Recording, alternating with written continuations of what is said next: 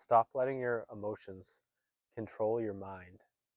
Emotions are necessary in human beings. We all have emotions.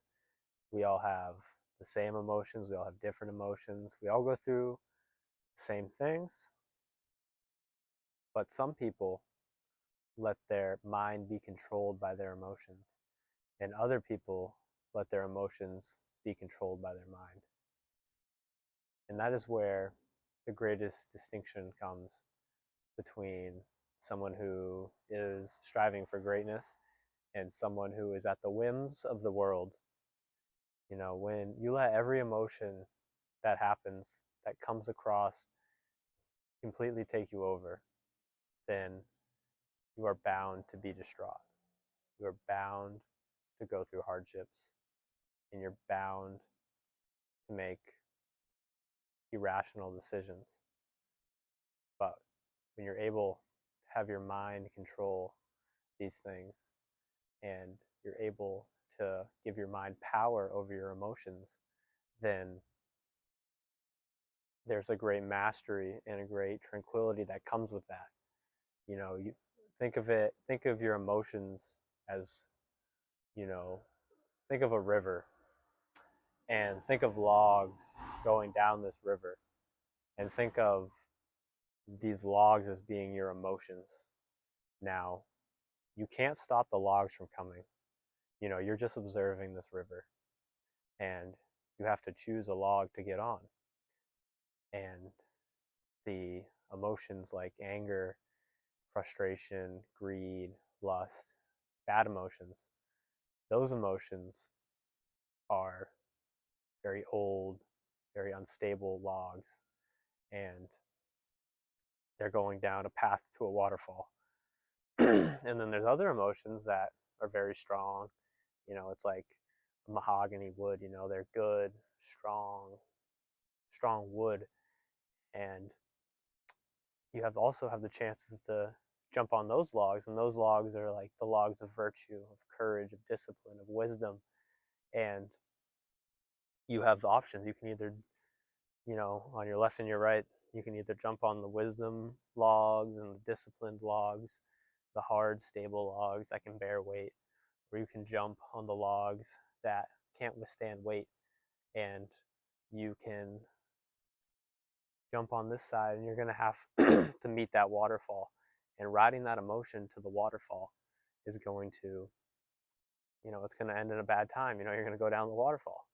But if you go to the other side and you let the good decisions come, and you make wise decisions and not just follow your emotions, but go to the side of going against your emotions and acting rationally, then that side doesn't lead to a waterfall, and you don't have to ride your emotions to their grave. And you can also detach from your emotions. You need to see your emotions from outside of yourself. That's why I believe, like a journaling practice and things like that help a lot, because it helps you see your emotions from outside of you. You're not just, it's hard to deal with a problem in your head while it's in your head, but it's easier to deal with a problem when you see it laid out in front of you. And sometimes you'll see how trivial the thing that you're so worried about is, or how easy the answer is to fix the problem. But when you're in your head, it's harder to see that. You know, on paper, you have to slowly, methodically write out your thoughts. In your head, you can have 100 thoughts in a minute, but you can't write 100 words in a minute. So, the process is a lot slower, and it's a lot more methodical, and it lets you detach from your emotions and see them from a different perspective, and be able to realize the best course of action to take to bear them, and not just, ride them to the end and crash with your emotions. Because we all have emotions, but not everyone acts upon their impulse emotions. And this is what separates great people from good people from mediocre people, is how they deal with the onslaught of emotions that they have, and not acting on them. Because everyone feels the temptations and anger and, you know grief and wanting to complain, but not everyone acts upon these things. And that's where the separation is, I believe. You know, so don't let your mind be controlled by emotions. Let your emotions be controlled by your mind. And the more and more you do this, the more and more you will be able to kick these emotions down, and you will be able to suppress these emotions, and your mind will become the the master of the flesh, and the flesh won't be the master of the mind. And once you get to a point like this, then there's a chance at rationality. There's a chance at contemplation, rational contemplation, rational discourse, and you can improve yourself whilst improving other people. And I believe that's a matter of utmost importance. So do your best not to be a slave to your emotions. Like I said, you have to have emotions. You can't stop emotions. And I think that's a big misconception with, Stoic philosophy, is that they say, don't have emotions. That's not how it is. It's don't act on your emotions. Don't act on every single passing emotion. Don't make a permanent decision on a temporary emotion. That is one of the worst things you can do, because that emotion will pass, but that decision is permanent, like we just said. So never make a temporary decision or a permanent decision from a temporary emotion. That's why, I like to have little self rules, and, like if I have to pee, I'm not doing anything. I'm going pee. You know what I mean? So, because, when I like tap and bouncing my leg, I'm not in a good state of mind to do anything. And I'm in those situations, I'm easily irritable. I've come to realize.